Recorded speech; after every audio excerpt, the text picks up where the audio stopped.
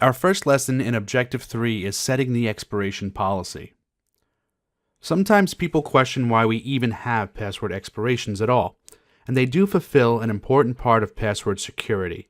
By having passwords that expire, we can mitigate or reduce the chances of a successful dictionary or brute force attack, which can take days, weeks, or even months to perform. Since the password is only valid for a certain period of time, we increase the chances that the password gained through such methods would no longer be useful. In addition, it helps prevent against exposure from theft or acquisition of stolen password files, possibly from things like backup tapes or discarded hard drives. This type of media often has little security, but due to password expiration, the passwords retrieved from them are often of no use either. If we're going to expire passwords, we need to give the users notice so that they can change their password in advance. Why would they need to change it in advance? Well, if they wait until it expires, then they won't have access, and this could present a few problems. If they happen to be off the company network when it expires, then they may have their access shut off and not have a way of changing it until they're physically on-premise again.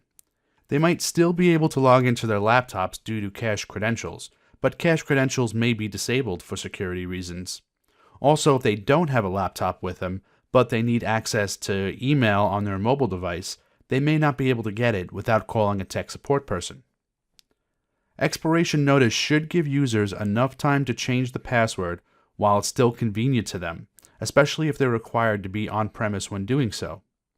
Now, there has been a few different technologies in recent years to try to alleviate these problems, such as public-facing websites that can be deployed to facilitate self-service password changes, and VPN clients that can identify password expirations and act as proxies for changing the passwords after they have expired.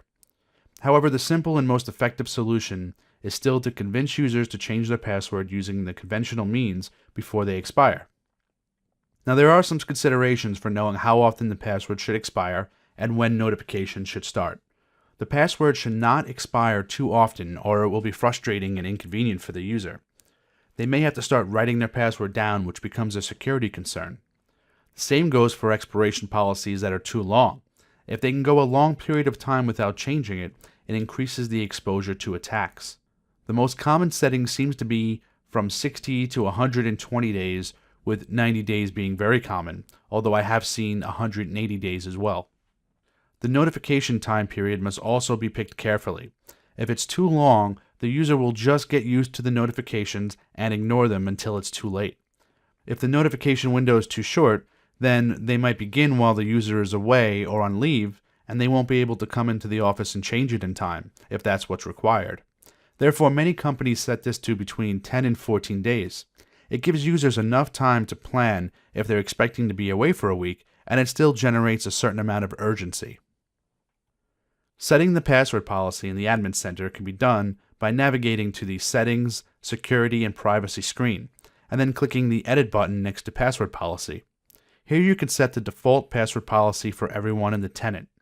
You can set the password to never expire, or you can set the number of days between expirations and the number of days for the expirations to start notifying the user. The expiration period must be between 14 days and 730 days, which is roughly 2 years. The notification period must be between 1 and 30 days, and this means the number of days before expiration that the user begins to receive notifications. The notifications take the form of a pop-up in Outlook that alerts you to the pending expiration. The pop-ups occur every 24 hours on each of the computers that have Outlook installed. There's also notifications when you sign into the Office 365 portals if you have users that will be doing that. You can also set the password expiration via PowerShell as well. These commands require the MS Online module. Here we use the set MSOL password policy command to set the default tenant-wide policy. This command has 3 inputs: the domain name for your environment, the notification days, and the validity period, which is the actual expiration period expressed in days. You can also use the set MSOL user command to turn password expiration on and off for particular users, which is something that isn't available in the Admin Center. This overrides whatever the default is for the tenant. You can't set custom values for individuals when it comes to the expiration days or notification days. only the password never expires. The set MSOL user command takes the user principal name parameter and the password never expires parameter, which accepts a Boolean value, either $true or $false. In Objective 4, we'll begin using the AD Connect tool to synchronize passwords between our on-premise environment and Office 365. When you enable this feature, the password expiration for all the cloud identities in Office 365 is set to never expire for the users that are being synchronized. This means if your password does expire on the on-premise environment, you might still be able to use that password to log into the Office 365 services. This can be a good thing or a bad thing depending on how you look at it. Once the user has changed their password for their on-premise account, however, the new password will synchronize with Office 365 on the next update. Let's take a look at password expiration policies. Okay, so we're going to be looking at setting the password expiration policy in the Admin Center and also in PowerShell. Now, in the last demo, I said that these two applications were new and they're still being set up over 24 hours later. I did a little research, and actually there was a notification here. I must have dismissed it, but it let me know that this is Microsoft Flow and this is Power Apps. So it looks like those are two applications that'll be coming to Office 365. And Flow is a workflow automation. I'm not sure about Power Apps, but let's get down to the actual password expiration. So we're going to come into the Admin Center, and under Settings, Security and Privacy. Remember, this is where we went for the self-service password reset. We also have this password policy section, and if I come into it here, it's very simple. We can either set the never expire on for the whole tenant. It's really the default because, again, we could set this on a per user basis, which is going to override this, or we can leave it off and set the expiration days here. So right now I have this set to 35 days with 14 days of notice. I'm logged in right now as adreyer at pfslab.com, and if you notice here, it says my password is expiring in 5 days. So if we were to, let's say, set this to 32 days, we should see that that message changes. Now, it may take a minute. It may take us logging out, logging back in, or yeah, see, it still says 5 days, but we'll see what happens if we come in here to change password. Okay, it doesn't say it there. So we can just log out real quick and log back in if it hasn't changed already. And okay, it still says 5 days. Let's see if logging out and logging back in works.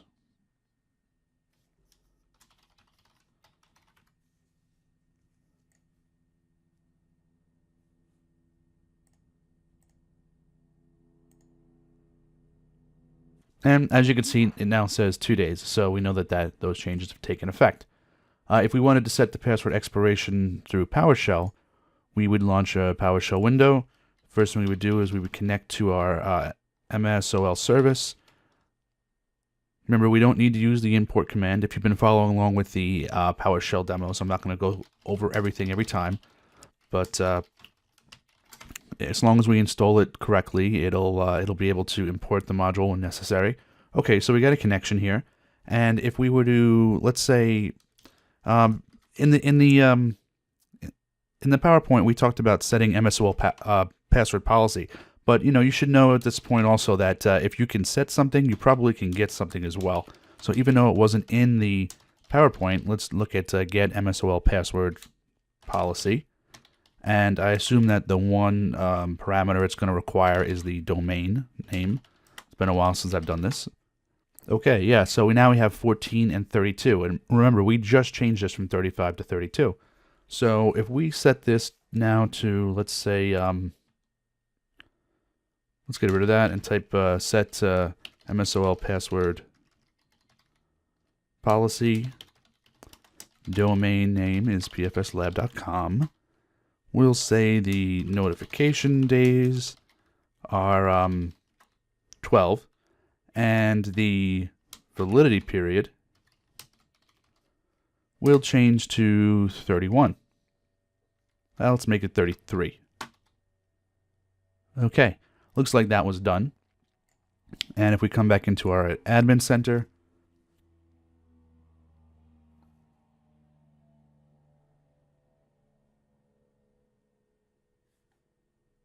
and we come down to settings and security and privacy, we see that now it's 33 and 12.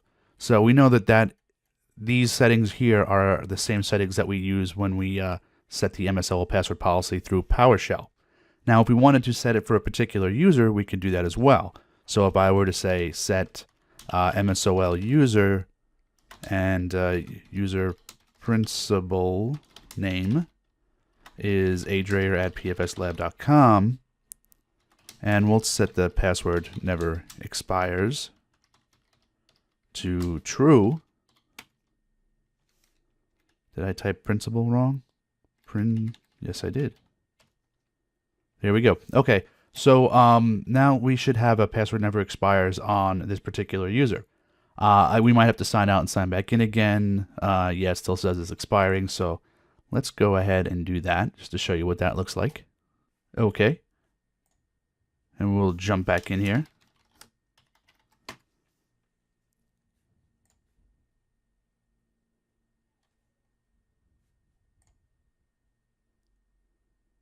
And now it doesn't say anything about expiration under password. It just gives us the option to change. So that's it. We were able to change the password expiration settings through the Administrative Center, through PowerShell, and also individually for each user. And that is the end of this demo. Next up, password complexity.